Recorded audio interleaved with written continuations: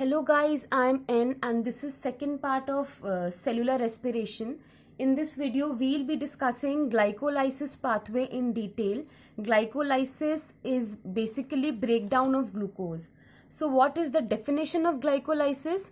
Definition is it is a metabolic pathway for breakdown of glucose for production of energy.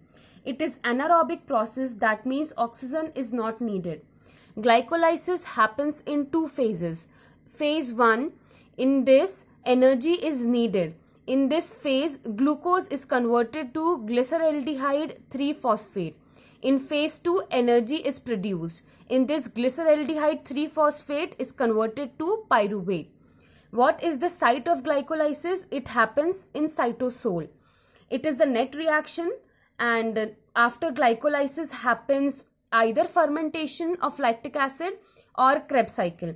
So let's get started and study the phases of glycolysis in detail. In phase 1, in which energy is needed, first glucose, which is a 6-carbon molecule, is converted to glucose 6-phosphate in presence of hexokinase. In this process, one molecule of ATP is used and it is converted to ADP. As you can see, adenosine triphosphate, 3-phosphate, and then it is converted to diphosphate. That means glucose is using 1-phosphate. So it will become glucose 6-phosphate. Then in presence of isomerase, glucose 6-phosphate will be converted into its isomeric form, which is fructose. So glucose 6-phosphate will be converted to fructose 6-phosphate. Again, you see one ATP is used and it is converted to ADP. That means addition of one phosphate group will be there in the fructose cycle. So in presence of phosphofructokinase, fructose 6-phosphate will be converted to fructose 1,6-bisphosphate. That means this phosphate group is added to the first carbon of fructose cycle.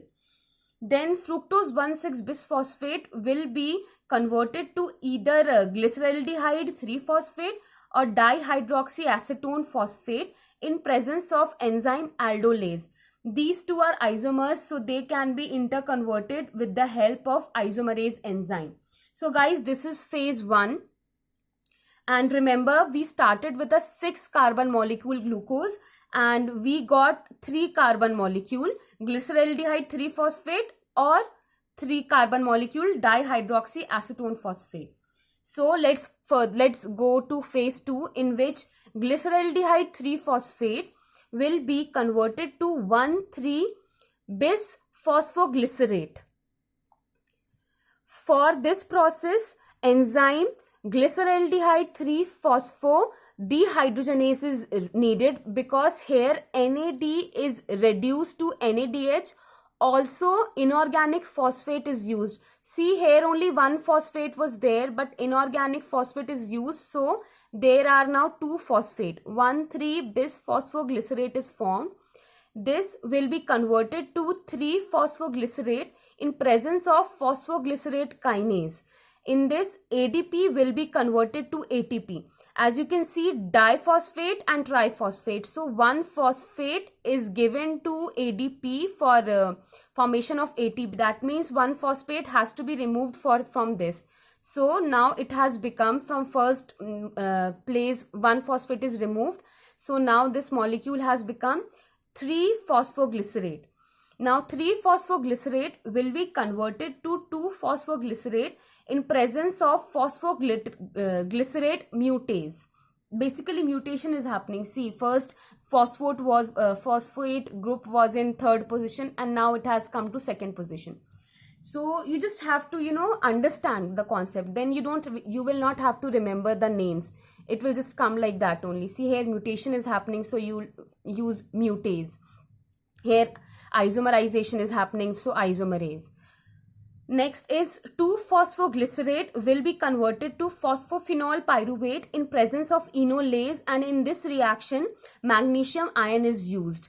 Now phosphoenol pyruvate will be converted to pyruvate in presence of pyruvate kinase. Here see, one phosphate group is given to ADP and ATP is formed. So one phosphate group will be gone and formation of pyruvate will happen. So these are two phases of glycolysis. Now let's discuss about the net reaction. How the net reaction comes to be this: glucose plus 2 ADP plus 2 inorganic phosphate plus 2 NAD plus gives 2 pyruvate, 2 ATP and 2 NADH. Now you will ask why I have written just 2 ADP when there is use of 4 ADP in second phase. See, we have used 4 ADP for 4 ADP because 1, 2 and this cycle will go twice because 6 carbon molecule glucose was converted into 3 carbon molecule glyceraldehyde 3 phosphate. So because this is 3 carbon molecule, so phase 2 we have to consider it happening 2 times. So 2 ADP plus 2 ADP is 4 ADP. 4 ADP is used, but in this 2 ADP is released. So we'll be having net use of 2 ADP. Then here see 1 inorganic phosphate which will be multiplied by 2 since phase 2 happens 2 times. So 2 inorganic phosphate. Same goes for NAD. NAD here it is 1 and which will be multiplied by 2 because phase 2 happens 2 times. So 2 NAD plus.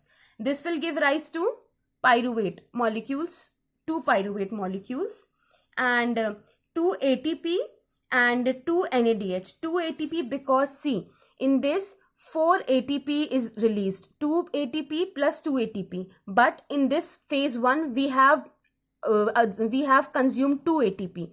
So 4 ATP is released here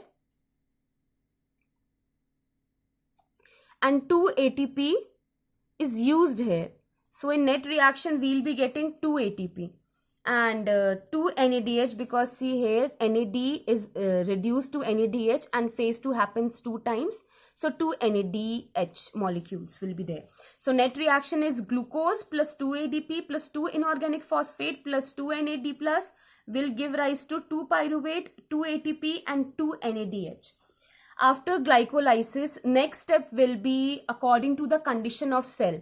If there is anaerobic condition, we will have fermentation in human body, lactic acid fermentation happens. And if the condition is aerobic, Krebs cycle will happen and after Krebs cycle, it will be followed by electron transport chain. Please watch my next video. I'll be discussing Krebs cycle and ETC in detail. Thank you so much. If you like the video, please give a thumbs up and subscribe to my channel. Thank you.